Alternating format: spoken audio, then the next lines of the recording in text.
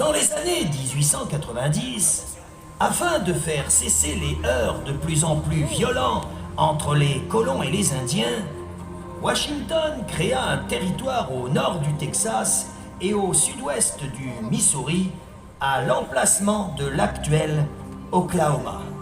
Les 5 tribus dites civilisées, Cherokee, Choctaw, Sioux, Cree et Arapaho, n'eurent d'autre choix que de s'installer sur cette terre. Puis, le gouvernement fédéral édicta des lois qui interdisaient aux Blancs de s'y installer. Oh, il est vrai qu'au début, tout allait bien. Sauf pour certains clans qui considéraient que l'espace de chasse était trop petit, trop exigu, ce qui, fatalement, aboutissait à des querelles entre guerriers. Pour preuve, vous allez être témoin d'un différend entre 2 grands chefs, l'un représentant les Sioux, l'autre les Arapaho.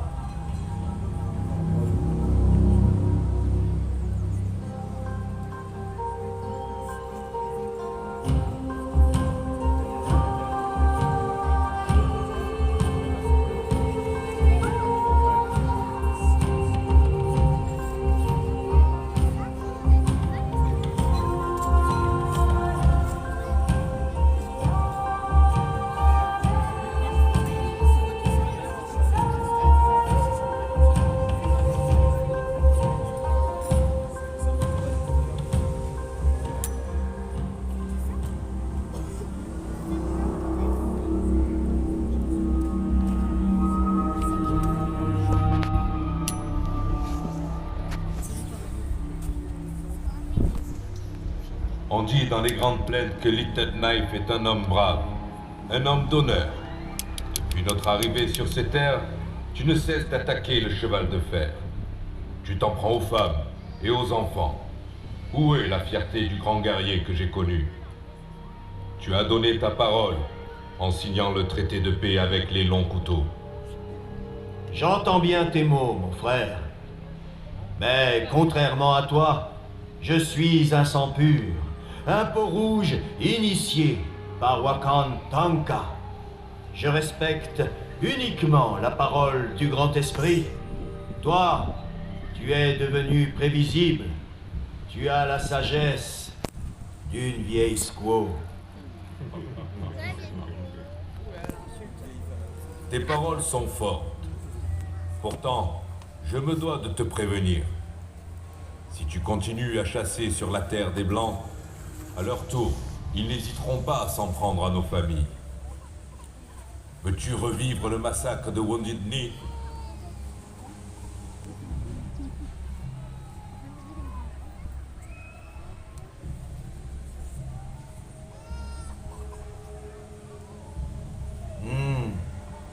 Tu es devenu un Indien civilisé. Tu possèdes un nouveau cheval. C'est un cheval de blanc, dressé par un blanc. Mauvais troc.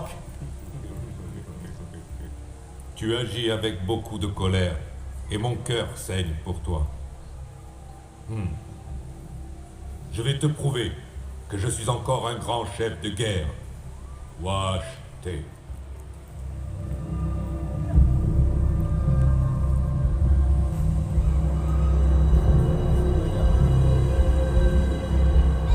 Telle voulait la coutume, les 2 grands chefs acceptèrent de participer à une épreuve où il fallait montrer son agilité, son adresse et sa bravoure.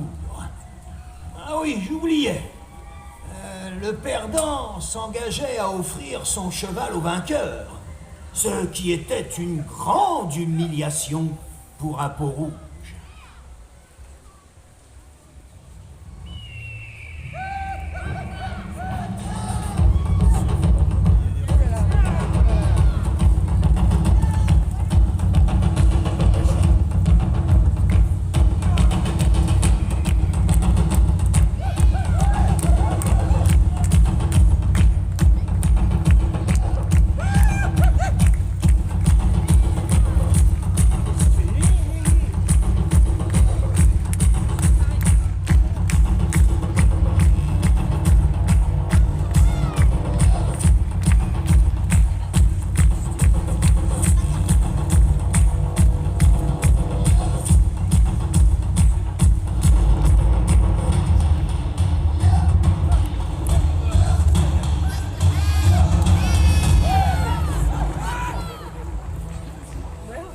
esprit a parlé. Ton cheval m'appartient. Il sera bon pour tirer le travois. Ma grand-mère te remercie. Suite à cette cuisante défaite, Yellowhand comprend que Little Knife est resté sur le sentier de la guerre. Le fait de vivre sur des terres qui ne sont pas les siennes, le déracinement, parfois même la faim, ont ravivé la haine qu'il avait de l'homme blanc. Et pour l'instant, c'est Yellowhand qui est dans une situation délicate. Lui qui fait partie de ceux qui ont préféré négocier une partie de leurs terres avec les visages pâles afin de protéger l'avenir de leurs enfants. Alors, que faire? Eh bien, c'est à ce moment-là que j'interviens. Tenez, c'est moi, là-bas. À l'époque, j'étais employé par la société de chemin de fer comme chasseur de bisons, où je contribuais à l'approvisionnement en viande fraîche des ouvriers de la Central Pacific Railroad. Les Indiens, bien sûr, voyaient d'un très mauvais œil l'abattage systématique des bisons qui détruisait leurs principales ressources. Et je m'en suis vite rendu compte. D'autant plus que parmi les Peaux-Rouges, je m'étais lié d'amitié avec un certain Yellowhand. Que la paix soit avec toi. Mon frère de sang semble bien taciturne aujourd'hui. J'ai beaucoup de peine. Mon cœur saigne. En quelques mots, le chef des Sioux m'explique la situation que vous venez de vivre. Ah, nous étions liés d'une amitié sans fin. Et surtout, je le sentais désespéré. Alors, je ne sais pas ce qui m'est passé par la tête. Il fallait que je fasse ou que je dise quelque chose, au risque de me mettre moi-même dans le pétrin. Je comprends ton inquiétude, grand chef. Tu as peur qu'avec les bâtons qui crachent le feu, les Blancs tuent tous les bisons. Ainsi, vos familles seraient confrontées à la famine. Mais il faut avoir confiance. Nous resterons sages. Je te donne ma parole, mon frère. Je sais depuis bien longtemps que certains blancs sont bons, d'autres mauvais. Alors je veux bien me raccrocher à cet espoir. Wash T.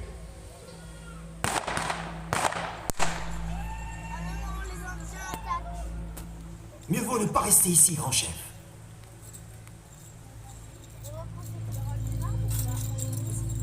À mes yeux, il était préférable que Yellowhand ne traîne pas dans les parages. En effet, je disais que le plus dur restait à faire. Convaincre mon employeur d'arrêter le massacre des bisons afin d'empêcher une guerre avec les Peaux-Rouges. Ah, surtout quand on connaît la réputation d'un certain Mackay, dit le boucher. Ah, cet homme sans scrupules tue les bisons, souvent par plaisir d'ailleurs. Quand les chariots étaient pleins, des carcasses entières pourrissaient à même le sol, où seuls les vautours et les charognards s'en tiraient à bon compte.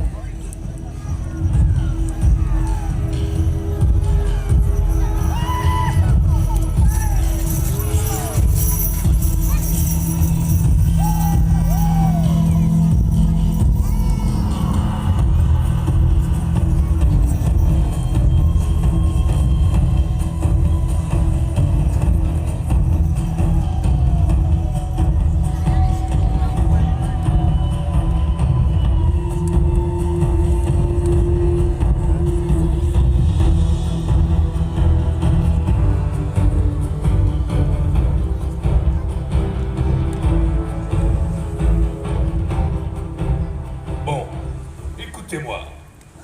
Dès que vous avez chargé les provisions, vous dételez et on va passer la nuit ici. Et tiens, je paye ma tournée au saloon. Allez.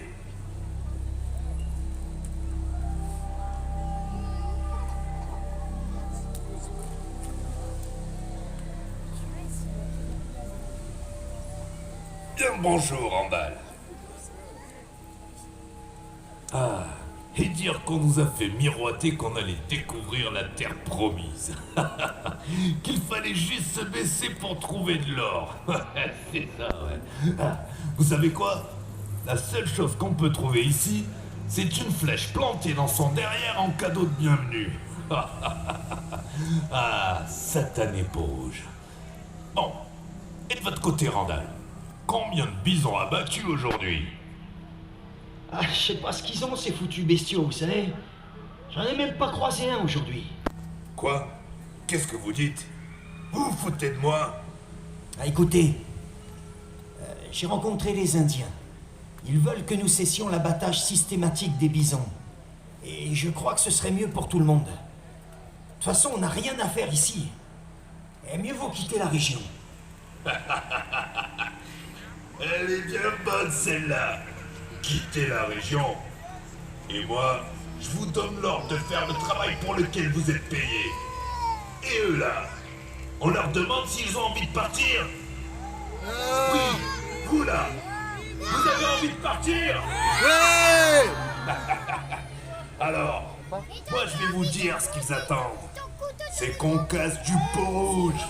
Voilà. J'ai pas raison. Je crois que nous ne sommes pas faits pour nous entendre, McKay. Alors trouvez des mercenaires pour ce genre de boulot. Moi, j'ai plus rien à faire ici. C'est ça, ouais. Bon vent, l'ami. Et inutile de venir chercher votre solde. Oh, là, regardez, les Indiens. Tirez! Tirez!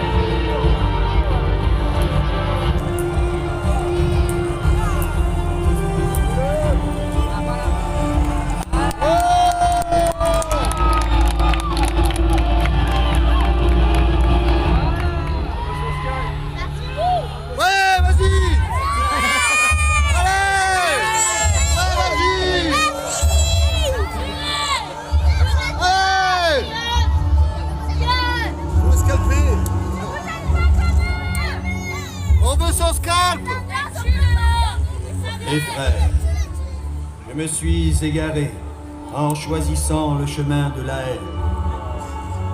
Yellowhand m'a convaincu. Un nouveau sentier s'ouvre à nous. Non pas celui de la guerre, mais celui de la réconciliation. Mon cœur me dit qu'il faut respecter toute chose, que la couleur de la peau n'y change rien, que ce qui est bon et juste pour l'un peut être bon et juste pour l'autre. Cette terre est bien assez grande pour que nous puissions tous vivre en liberté. Alors, n'oublions pas que la terre n'appartient pas à l'homme, mais que l'homme appartient à la terre, car elle ne nous a pas été donnée par nos parents, mais prêtée par nos enfants. Wash terre.